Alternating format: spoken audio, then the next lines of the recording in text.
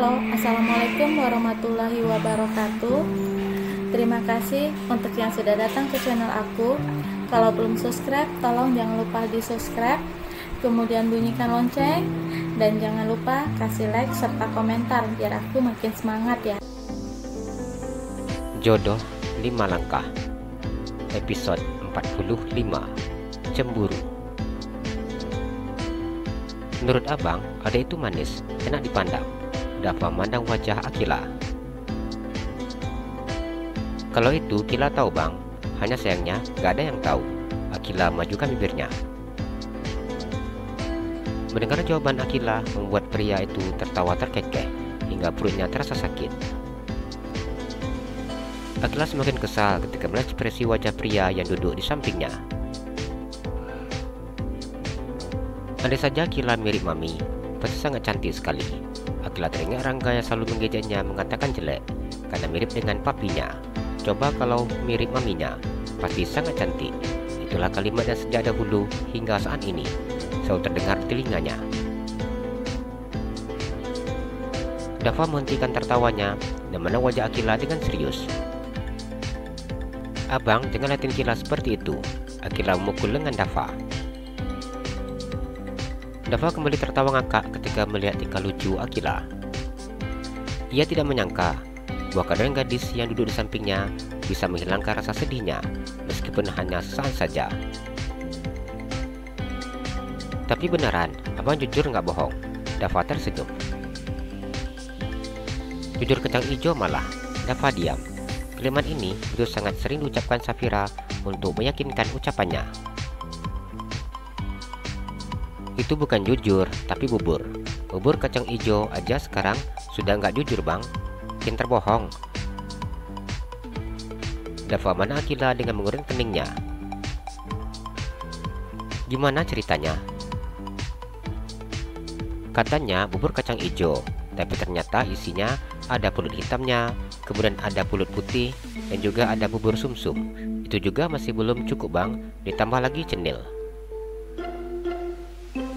Dafa tertawa ngakak ketika mendengar penjelasan Akila yang panjang lebar.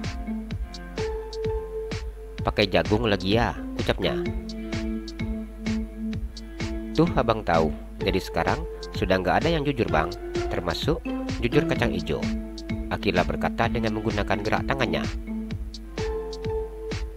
Kalau menurut abang nih, adek itu manis, bahkan sangat manis malah. Apalagi kalau senyum, ada lesung pipinya. Dafa memandang Akila sekilas. Ia kemudian kembali fokus dengan jalan yang dilaluinya. Wajah Akila bersemerah. Untuk pertama kali ada yang memujinya seperti ini. Tapi kenapa abang gak pernah ngomong kalau memang benar? Ya karena abang gak tahu kalau adik itu manis. Jadi baru taunya sekarang. Dafa tertawa. Ih nyebelin. Akila menang keluar jendela. Sudah diangkat tinggi-tinggi dan kemudian dijatuhkan seperti itu yang dirasakannya. Dafa tersenyum dan mengusap kepala gadis tersebut. Adik abang yang manis, jangan cemburu dong. Dafa membujuk Akila. Akila tersenyum dan kembali mengobrol bersama dengan Dafa. Tidak tahu entah kemana Dafa membawanya, namun ia tampak terlihat santai. Dafa sudah tidak melanjutkan obrolannya. Ketika dilihatnya, Akila sudah mulai mengantuk. Seperti yang diperkirakannya, Akila tertidur dengan sendirinya. Dafa mengemudikan mobilnya tanpa tujuan. Bayangan-bayangan ketika bersama dengan Safira begitu sangat mengiris hatinya. Aku yakin, aku pasti bisa melupakan rasa cinta ini. Sekarang, Safira sudah menjadi istri Vino. Aku harus ikhlas. Dafa memegang dadanya yang terasa begitu amat sesak, namun dirinya tidak ingin meneteskan air matanya. Dafa memandang jam yang melingkar di pergelangan tangannya. Gadis yang duduk di sampingnya sudah tertidur sejak tadi. Dengan cepat Dafa memandang ke arah jalan ketika melihat Akila yang bergerak. Astagfirullahaladzim, Akila ketiduran bang. Akila merasa tidak enak hati terhadap Dafa. Diusapnya wajahnya dan juga matanya yang terasa masih berat. Iya nggak apa, sebenarnya sejak tadi abang mau nganterin adik pulang. Tapi karena adik tidurnya sangat enak, jadinya abang muter-muter aja. Dafa beralasan. Kenapa nggak bangunin aja? Akila majukan bibirnya. Dosa mengganggu orang tidur yang sedang bermimpi indah. Dafa mengangkat sebelah alisnya. Akila nggak ada mimpi. Apa iya? Akila diam dan mulai mengingat mimpi di dalam tidurnya. Mau disebut nih nama orang disebut dalam mimpi? Dafa memandang Akila dengan mengangkat sudut bibirnya sebelah kiri. Jangan bang, Akila nggak mau dengar. Akila menutup telinganya. Wajahnya begitu amat merah dan malu terhadap Dafa. Mau makan atau mau langsung pulang? Dafa memberikan penilaian. Makan, Akila menjawab dengan riang. Ayo kita cari tempat makan yang enak. Dafa tersenyum. Akila menganggukkan kepalanya. Kasian sekali lihat Bang Dafa. Dia pasti sangat terluka. Namun tetap aja Bang Dafa perlihatkan sikap yang menunjukkan dia baik-baik saja. Akila memandang Dafa. Tapi apa bedanya dengan aku? Akila menyadari bahwa dirinya juga bernasib sama dengan Dafa. Rangga menengok Zainab sejak tadi hanya diam. Sikap Zainab seperti ini tidak seperti biasanya. Adik abang kenapa? Kok diam saja? Rangga menang Zainab dan mengusap kepalanya. Zainab hanya diam dan menggelengkan kepalanya. Dia hanya mainkan sendok di tangannya tanpa makan. Melihat sikap Zainab seperti ini membuat Rangga bingung sendiri. Buka mulutnya, Rangga berkata sambil menyodorkan sendok garpu yang tertancap bakso ke mulut Zainab. Zainab menang Rangga. Dia kemudian masukkan bakso itu ke mulutnya.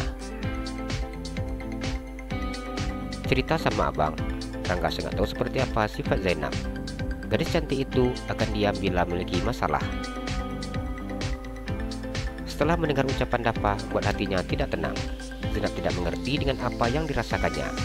Ia merasakan dada yang sakit dan juga panas ketika mendengar apa yang dikatakan Dafa. Berulang kali Zainab meyakinkan dirinya bahwa ucapan Dafa hanya candaan saja. Namun kenapa dirinya seperti orang yang sedang kepanasan seperti ini? Ada apa, Dek? Melihat sikap Zainab seperti ini membuatnya tidak tenang. Dipegangnya kening Zainab dengan menggunakan punggung tangannya untuk memastikan apakah adik kesayangannya sedang sakit. Rangga menurunkan tangannya ketika merasakan suhu tubuh Zainab yang ternyata normal. Adek kenapa? Jangan buat abang cemas seperti ini. Apalagi sakit perut.